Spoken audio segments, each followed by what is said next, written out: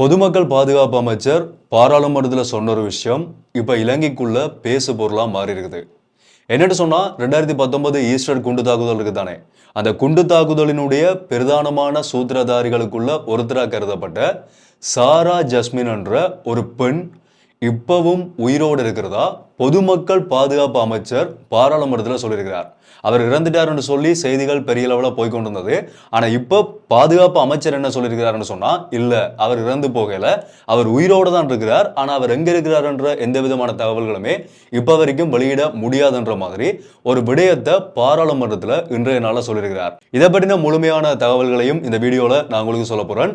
அதே மாதிரி இன்னொரு முக்கியமான விடயம் என்னன்னு சொன்னா, இலங்கையினுடைய இந்த கல்வி சீர்திருத்தங்கள், இந்த கல்வி தொடர்பான பிரச்சனைகள் இலங்கைக்குள்ள இப்ப கடந்த நாட்கள்ல அதிகமா போய்கொண்டிருக்கிறது எங்களால் பார்க்கக்கூடியமா இருக்குது.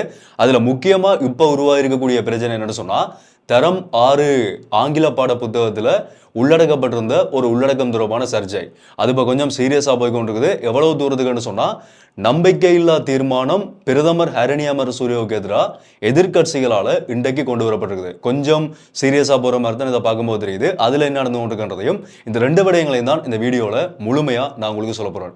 ஸோ என்ன விஷயம் மட்டும் உண்டா விரிவா முதல்ல இருந்தே பார்க்கலாம். அனைவருக்கும் வணக்கம், நான் உங்கள் BK கரிகாலன். அதனோட தெளிவாக பார்க்கறதுக்கு முதல் என்னோட சேனலுக்கு பதினஞ்சாவது புதுசாக வந்து பார்த்துக்கணும்னு சொன்னால் தொடர்ச்சி அப்டேட்ஸ் பார்க்கணும்னு சொன்னால் இப்போ சப்ஸ்கிரைப் பண்ணி அந்த பெல் ஐக்கனை கிளிக் பண்ணி ஆல் ஆப்ஷன் வச்சுக்கோங்க. அப்போ நான் அப்லோட் பண்ண வீடியோஸ் எல்லாமே தொடர்ச்சி அவங்களுக்கு கொடுங்க, நோட்டிஃபிகேஷன்ஸாக வரும். அது மாதிரி யாராவது நான் பர்சனலாக ஃபாலோ பண்ணி வச்சுக்கணும் சொல்லலாம். இன்ஸ்டாகிராமில் போய் BK கரிகாலன் சர்ச் பண்ணிக்கணும் சொன்னால் அந்த ப்ரிஃபர் மறக்காம ஃபாலோ பண்ணிக்கோங்க.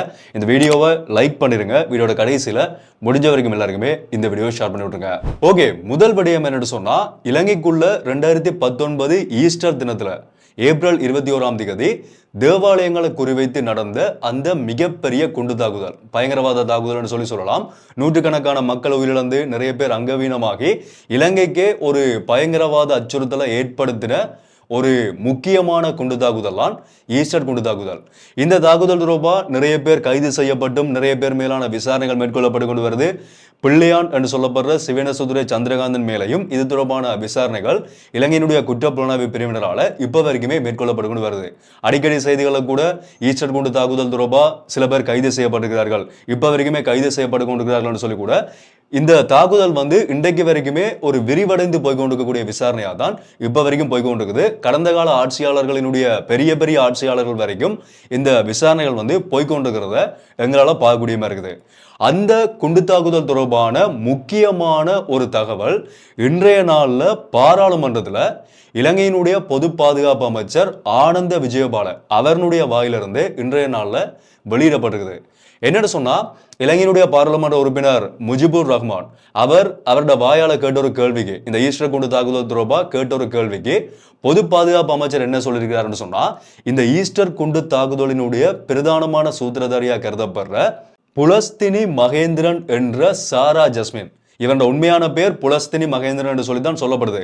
ஆனா சாரா ஜஸ்மின் என்று சொல்லி பேரை மாத்தி கொண்டுதான் இந்த தீவிரவாத செயலில் ஈடுபட்டதா சொல்லி, இவர் யார் என்று சொன்னா, இந்த தீவிரவாத தாக்குதல்ல நீர்கொழும்பு செபஸ்டியன் தேவாலயத்தில் நடந்த தீவிரவாத தாக்குதல், அந்த தாக்குதலை மேற்கொண்டதா சொல்லப்படுற முகமது ஹஸ்துன் என்று சொல்லப்படுற அந்த தீவிரவாதியினுடைய மனைவியா சொல்லப்படுறவர் தான் இந்த சாரா ஜஸ்மின். ஸோ இவரும் இந்த தீவிரவாத தாக்குதல்ல முக்கியமான ஒரு நபராக கருதப்பட்ட ஒரு பிரதானமான சூத்திரதாரியா சொல்லப்பட்டவர். 2019 ஈஸ்டர் குண்டு தாக்குதல்ல இவர் உயிரிழந்துட்டார் என்று சொல்லிதான் பெரிய அளவில் செய்திகள் பரவி இருந்தது. செய்திகளையும் சரி, இல்லாட்டி போலீசாரனுடைய விசாரணைகள் இருந்தும் சரி, இவரும் அந்த குண்டு தாக்குதல்ல உயிரிழந்துட்டார் என்று சொல்லி சொல்லப்பட்டது. அதுக்கு பிறகு மேற்கொள்ளப்பட்ட DNA விசாரணைகள்ல, DNA டெஸ்ட் பண்ண இடத்துல அவங்களோட அம்மாட்ட அவருடைய உறவினர்கள்ட்ட எடுக்கப்பட்ட DNA அடிப்படையில இவருடைய DNA அங்க கண்டுபிடிக்கப்படையல என்ற ஒரு விடயம் உறுதிப்படுத்தப்பட்டு இப்ப பாராளுமன்றத்தில் பொது பாதுகாப்பு அமைச்சரே இந்த விடயத்தை உறுதிப்படுத்தி வெளிப்படுத்திருக்கிறார். ஏற்கனவே ஒரு சர்ச்சை மாதிரி இந்த சாரா ஜஸ்மின் என்ற பெண் இப்ப வரைக்குமே உயிரிழக்கல, இவர் தப்பி போயிட்டார் சொல்லி பேசப்பட்டது. இந்தியாவில் தான் இவர் பதுங்கி இருக்கிறார், மறைமுகமா இருக்கிறார் என்று சொல்லியும் சில தகவல்கள் வெளியாகி கொண்டிருந்தது. அதுக்கு பொது பாதுகாப்பு அமைச்சர் என்ன சொல்லியிருக்கிறார் சொன்னா, இவர் உயிரோட இருக்கிறார்ன்றதை எங்களால் உறுதிப்படுத்தக்கூடிய மாதிரி இருக்குது. ஆனா இவர் இந்தியாவுக்குள்ள இல்ல என்று சொல்லி ஒரு விடயத்தை சொல்லியிருக்கிறார். அது தொடர்பான உறுதிப்படுத்தப்பட்ட தகவல்கள் எங்களுக்கு வெளியாகல. அதையும் தாண்டி இந்த புதிய அரசாங்கம் ஆட்சிக்கு வர்றதுக்கு முதல் அவர்கள் எல்லா மேடைகள்லையுமே சொன்ன ஒரு பொதுவான ஒரே விடயம் என்னன்னு சொன்னா, இலங்கைக்குள்ள நடந்த இந்த ஈஸ்டர் குண்டு தாக்குதல் தொடர்பான விசாரணைகளை நாங்க புதிதா முதல்ல இருந்து ஆரம்பிச்சு என்னென்ன விசாரணைகள் எல்லாம் எங்கெங்க எல்லாம் மறைக்கப்பட்டிருக்குதோ, என்னென்ன தகவல்கள் இல்லாமக்கப்பட்டிருக்குதோ அது எல்லாத்தையுமே நாங்க திரும்ப எடுத்து குற்றவாளிகளுக்கு சரியான தண்டனையை பெற்றுக் கொடுப்போம் என்று சொல்லி திரும்ப திரும்ப சொல்லித்தான் ஆட்சிக்கு வந்திருந்தார்கள். ஆனா இப்ப இந்த அரசாங்கத்தில் கேட்கப்படக்கூடிய ஒரு முக்கியமான கேள்வி என்னன்னு சொன்னா, நீங்க இப்படி சொல்லி கொண்டிருந்தீங்க, ஆனா இது தொடர்பான விசாரணைகள்ல ஏதாவது முன்னேற்றம் இருக்குதா, இல்லாட்டி இது தொடர்பான தகவல்கள் ஏதாவது உங்களால் வெளியிடப்பட முடியுமான்னு சொல்லி தொடர்ந்து கேட்கப்பட்டு கொண்டிருக்குது. அதுக்கும் ஒரு பதில சொல்லியிருக்கிறார். என்னன்னு சொன்னா, இந்த விசாரணைகள் ஒவ்வொரு கட்டமா முன்னேற்றம் அடைஞ்சு கொண்டே இருக்குது. ஆனா அந்த முன்னேற்றம் அடையக்கூடிய விசாரணைகளை நாங்க இப்போதைக்கு வெளிப்படுத்த முடியாது. ஏன்னு சொன்னா, இந்த விசாரணைகளுக்கு சில வேளை அது தடையா அமையும், குற்றவாளிகள் தப்பிக்கிறதுக்கான வாய்ப்புகள் இருக்குது. ஸோ முழுமையான விசாரணைகளை முடிச்சுட்டு தான் நாங்கள் இந்த விசாரணை தொடர்பான அறிக்கைகளை வெளியிடுவோம் என்ற மாதிரி ஒரு விடயத்தை பொதுமக்கள் பாதுகாப்பு அமைச்சர் இன்றைய நாள சொல்லியிருக்கிறார். இந்த சம்பவம் தொடர்பாக தான் இப்ப குற்றப்புலனாய்வு பிரிவினருடைய விசாரணையில இருக்கக்கூடிய பிள்ளையான், சிவனேஸ்வர சந்திரகாந்தன் சொல்லப்படுற பிள்ளையான், அதே மாதிரி அவர்களுடைய ஒரு வழக்கையா சொல்லப்பட்ட அசாத் மௌலானான்னு சொல்லப்படுற அவர்கள்ட்ட எல்லாம் விசாரணைகள் மேற்கொள்ளப்பட்டது. ஸோ எது எப்படி இருந்தாலும் பொறுத்திருந்து பார்க்கலாம் எப்படிப்பட்ட முடிவு இந்த ஈஸ்டர் குண்டு தாக்குதல் தொடர்பா வெளியாகுதுன்றத. ஓகே, இதுதான் இப்ப இலங்கைக்குள்ள பேசப்பட்டு கொண்டிருக்கக்கூடிய முதலாவது முக்கியமான ஒரு விடயம். ரெண்டாவது முக்கியமான விஷயம் என்னன்னு சொன்னா, இலங்கையினுடைய புதிய கல்வி சீர்திருத்தம் தொடர்பான ஒரு முக்கிய பிரச்சனை. இது சாதாரணமா ஆரம்பிச்சது இப்ப பெரிய ஒரு பிரச்சனையா மாறி வந்து கொண்டிருக்குது.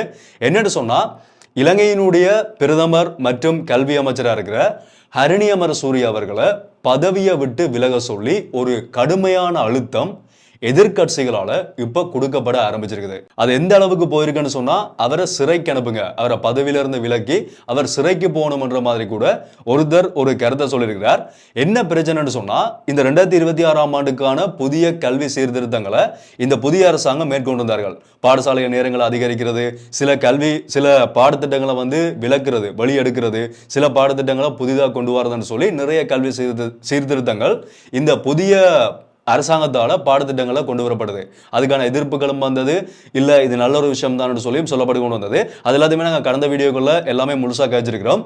ஸோ இப்போ என்ன பிரச்சனைன்னு சொன்னா, தரம் 6ஆம் வகுப்புக்கு உரிய ஆங்கில பாட புத்தகத்துல, இங்கிலீஷ் பாட புத்தகத்துல ஒரு கே வெப்சைட் தொடர்பான ஒரு உள்ளடக்கம், அதாவது அந்த வெப்சைட்டினுடைய பேர் மென்ஷன் பண்ணப்படுதா சொல்லி ஒரு பெரிய ஒரு பிரச்சனை இலங்கைக்குள்ள உருவாக்கி இருந்தது. இந்த புதிய பாடத்திட்டத்தில் இந்த ஒரு பகுதி உள்ளடக்கப்பட்டிருக்குது. இதுக்கான காரணம் என்ன, இது மாணவர்களை தவறான வழிக்குள்ள கொண்டு போகும்னு சொல்லி ஒரு பெரிய பிரச்சனை உருவாகி இப்ப போய்கொண்டிருக்குது.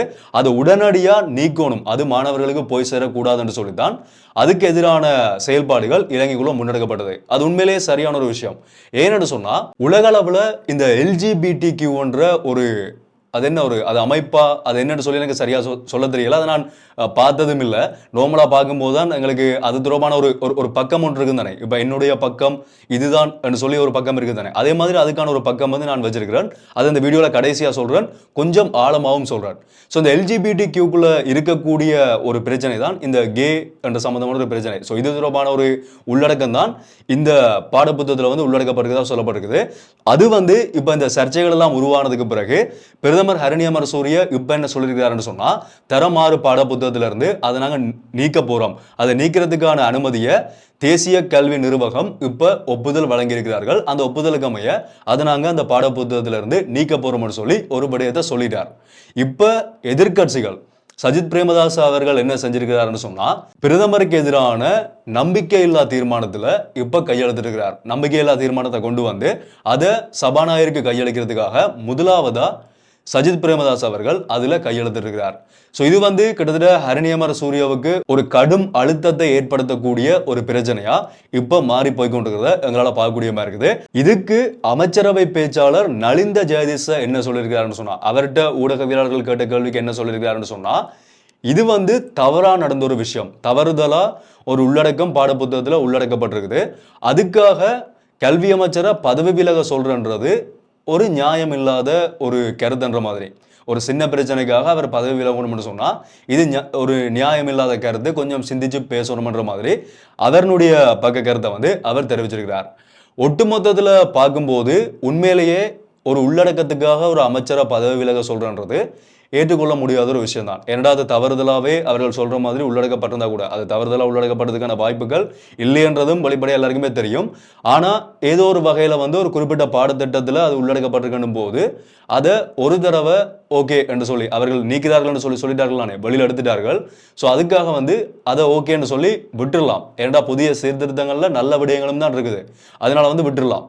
ஆனால் ஒருவேளை இது இன்னொரு பக்கமாக மாறுமா இருந்தா எப்படின்னு சொன்னா, இப்போ நான் அந்த எல்ஜிபிடிக்யூன்ற அந்த விஷயத்தை வந்து உங்களுக்கு தெளிவாக சொல்றேன் பாருங்க. இது என்னுடைய கருத்தா கூட இருக்கலாம், இது பொதுவான கருத்து. இது நிறைய பேரோட நாங்கள் கதைக்கக்கூடிய விஷயங்கள். அதே மாதிரி இதை பற்றி பார்க்கும்போது எங்களுக்கு எல்லாருக்குமே வெளிப்படையா தெரிஞ்ச ஒரு விஷயம் என்னன்னு சொன்னா, இந்த எல்ஜிபிடிக்யூன்றது வந்து ஒரு ட்ரெண்ட் மாதிரி. நீங்க நல்லா யோசிச்சு பாருங்க. டிரான்ஸ்ஜெண்டர்ன்றது அதாவது திருநங்கை என்ற ஒரு பாலினம் மட்டும்தான் ஒரு குறிப்பிட்ட காலத்துக்கு முதல் இருந்தது. ஆனால் அதுக்கு பிறகு வந்த எல்லாமே வந்து கிட்டத்தட்ட ஒரு ட்ரெண்ட் மாதிரி. ஒரு டிக்டாக்ல வந்து ஒரு சாங் ட்ரெண்ட் ஆகுதுன்னு சொன்னா, ஒரு பாட்டு ட்ரெண்ட் ஆகுதுன்னு சொன்னா அதுக்கு போய் டான்ஸ் ஆடி வீடியோ போடுறது, இல்லாட்டி ஒரு டான்ஸ் ட்ரெண்ட் ஆகுதுன்னு சொன்னா அதுக்காக டான்ஸ் ஆடி வீடியோ போடுறது, இல்லாட்டி அந்த மாதிரி வரக்கூடிய ட்ரெண்ட்ஸ் இருக்கு தானே. ஒருத்தர் இப்படி இருக்கிறார், அதையே நான் செய்யணும்ன்ற ஒரு மனநிலை வந்து பல பேருக்கு அது உருவாகும், தானாவே உருவாகும். கிட்டத்தட்ட அப்படிப்பட்ட ஒரு ட்ரெண்ட் மாதிரி தான் இதை நான் பார்க்குறேன். பார்க்கும்போது வெளிப்படையாக எல்லாருமே பார்க்கக்கூடிய விஷயமா தான். அமெரிக்க ஜனாதிபதி டொனால்ட் ட்ரம்பே வந்து சொல்லியிருந்த ஒரு விஷயம், ஆண் பெண்ணுன்ற 2 பாலினம் மட்டும்தான் இருக்குது. அதை தாண்டி உருவாகக்கூடியது ஒரு ட்ரெண்ட் மாதிரி. உதாரணத்துக்கு சொல்ல போனால் கொரியனில் இருக்கக்கூடிய, அதாவது தென்கொரியாவில் இருக்கக்கூடியவர்களை வந்து நிறைய பெண்களுக்கு பிடிக்கிறது வந்து இப்போ இருக்கக்கூடிய ஒரு ட்ரெண்டாக மாறி இருக்குது. அவர்கள் எப்படிப்பட்டவர்கள் என்னன்றது எதுவுமே தெரியாது. எனக்கு கொரியன் காயா இருந்தால் ஓகே, அவனா இருந்தால் நான் வந்து லவ் பண்ணுவேன் என்ற மாதிரி ஒரு 50% பெண்கள் சொல்லி கூட வச்சுக்கலாம். அவர்களுக்கு வந்து அது பிடிக்க ஆரம்பிச்சிருக்குது. இந்த பிடிஎஸ் என்று சொல்லியெல்லாம் நிறைய பேர் ஃபேன் கேர்ள்ஸாக சுற்றுறதெல்லாம் பார்த்துருப்போம். அது ஒரு பாட்டுக்கோ இல்லாட்டி ஒருத்தருக்கோ ஃபேன்ஸாக இருக்கிறதா நான் தவறுன்னு சொல்ல வரல. பிடிஎஸ் பக்கம் நான் கதைக்க வரையில. ஆனால் அந்த ட்ரெண்ட் ஒன்று இருக்குது தானே, கிட்டத்தட்ட அதே மாதிரியான ஒரு ட்ரெண்ட் மாதிரி தான் இதை நான் பார்க்குறேன். நான் மட்டும் இல்லை, நிறைய பேர் பார்க்குறது இப்படி தான்.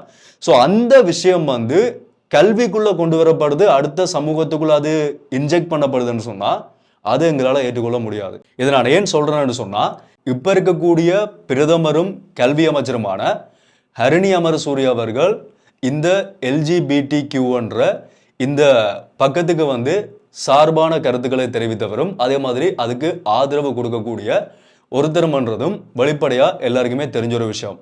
அது வந்து அவருடைய தனிப்பட்ட விருப்பம். அதை நாங்கள் தவறுன்னு சொல்லியோ இல்லாட்டி அது கூடாதுன்னு சொல்லியோ அதுக்கு வந்து நான் பேச வரல. அது எப்படி வேணாலும் இருக்கட்டும், அதை வந்து நான் கதைக்க வரையில. ஆனால் தனிப்பட்ட விடயங்களை ஒரு பதவிக்குள்ளேயோ ஒரு சமூகத்துக்குள்ளேயோ அடுத்த சந்ததிக்குள்ளேயோ உள்ளே கொண்டு போகிறத யாராலையுமே ஏற்றுக்கொள்ள முடியாது. என்னுடைய தனிப்பட்ட கருத்து எனக்கு ஒரு தவறான கருத்து இருக்குன்னு சொன்னால் அதை கொண்டு வந்து நான் சமூகத்துக்குள்ளே திணிக்க முடியாது. அதே மாதிரி அதுக்காக நான் அவர்கள் செஞ்சார்கள்னு சொல்ல வரல. அதை நான் உறுதியாக சொல்லிக்கொள்கிறேன். கல்வி அமைச்சரே தான் அதை நீக்க சொல்லியும் இப்போ ஒரு கருத்தை வந்து வெளியிட்டிருக்கிறார். ஒருவேளை இந்த எதிர்கட்சிகள் சொல்ற மாதிரி அவர் பதவி விலகணும், அவர் இந்த பதவியில் இருக்கக்கூடாதுன்னு சொல்றதுக்கு ஒருவேளை அவர்களா விரும்பித்தான் இதை உள்ள கொண்டு வந்தார்கள்னு சொன்னா அதை யாராலையுமே ஏற்றுக்கொள்ள முடியாதுன்றதும் இங்க இருக்கக்கூடிய ஒரு பக்கம். நான் சொல்ல வரது உங்களுக்கு தெளிவாக விளங்க நினைக்கிறேன். நான் தெளிவாக தான் சொல்றேன். அவர் 100% இதை திட்டமிட்டு கொண்டு வரல, கல்வி அமைச்சு திட்டமிட்டு கொண்டு வரலன்னு சொல்லி உறுதியாக சொல்லியிருக்கிறார்கள். தவறுதலாக உள்ளடக்கப்பட்டிருக்குன்னு சொல்லியிருக்கிறார்கள். அதையும் நீக்கியிருக்கிறார்கள். ஓகே, பிரச்சனை முடிஞ்சது. ஆனா தெரிஞ்சே இந்த விஷயம் அடுத்த சந்ததிக்குள்ள இன்ஜெக்ட் பண்ணப்படுமா இருந்தா அதை பார்த்து கொண்டு யாராலையுமே இருக்க முடியாதுன்றதையும் நாங்க இங்க உறுதியா தெரிஞ்சு கொள்ள வேண்டும். ஏனென்றா இது ஒரு சமூகத்தையே என்னைய பொறுத்த வரைக்கும் சீர்கெடுக்கிற ஒரு விஷயம். இதை நான் உறுதியா வெளிப்படையா அந்த வீடியோவில் சொல்றேன். இந்த எல்ஜிபிடிக்யூன்றது வந்து சமூகத்தை சீர்கெடுக்கக்கூடிய ஒரு மிகப்பெரிய பிரச்சனை. ஒரு பாலினத்துக்கு நாங்கள் மரியாதை கொடுக்குறோம். ஆண் பெண் டிரான்ஸ்ஜெண்டர் திருநங்கை என்று சொல்லும் போது அவர்களுக்கு நாங்கள் 100% மரியாதை கொடுக்குறோம். ஏன்னு சொன்னால் எல்லாருமே மனிதர்கள். ஆனால் அதை தாண்டி இந்த ட்ரெண்ட்ன்ற விஷயத்துல மாறி போகக்கூடிய அதுக்கு வந்து எங்களால் அதை ஏற்றுக்கொள்ள முடியாதுன்றதையும் இங்கே நாங்கள் தெளிவாக தெரிஞ்சு கொள்ளணும். இதுக்கு மேலே இதைப்படி நான் உங்களுக்கு விளக்கம் கொடுக்க விரும்பல, எல்லாருக்குமே விளங்கியிருக்கும் நினைக்கிறேன். ஸோ இதுதான் இப்போ இருக்கக்கூடிய பிரச்சனையா இலங்கைக்குள்ளே போய்கொண்டிருக்குது. கிட்டத்தட்ட பிரச்சனை தீர்க்கப்பட்டிருக்குது. இதுக்கு மேலே பிரச்சனை வந்தால் அடுத்தடுத்த வீடியோக்களை அதை பற்றி நாங்கள் இன்னும் தெளிவாக ஆழமாக எங்களினுடைய கருத்துக்களை தெரிவிப்போம். இதை பற்றி உங்களுடைய கருத்துக்களை நீங்கள் தாராளமாக கீழே கமெண்ட் சொல்லிடலாம். தொடர்ச்சி வரக்கூடிய அப்டேட்ஸ் எல்லாத்தையுமே நான் உங்களுக்கு அப்டேட் பண்ணுறேன். அல்லது நீங்கள் பார்க்கணும்னு சொன்னால் இப்போவே சப்ஸ்கிரைப் பண்ணியிருப்பீங்க. அப்படி பண்ணலன்னு சொன்னால் இப்போவே சப்ஸ்கிரைப் பண்ணி அந்த பெல் ஐக்கனை கிளிக் பண்ணி ஒரு ஆப்ஷன் வச்சுக்கோங்க. அப்போ நான் அப்லோட் பண்ணுற வீடியோஸ் எல்லாமே தொடர்ச்சி உங்களுக்கு கொடுங்க, நோட்டிஃபிகேஷன்ஸாக வரும். ஸோ மீண்டும் ஒரு வீடியோவில் சந்திப்போம். நன்றி.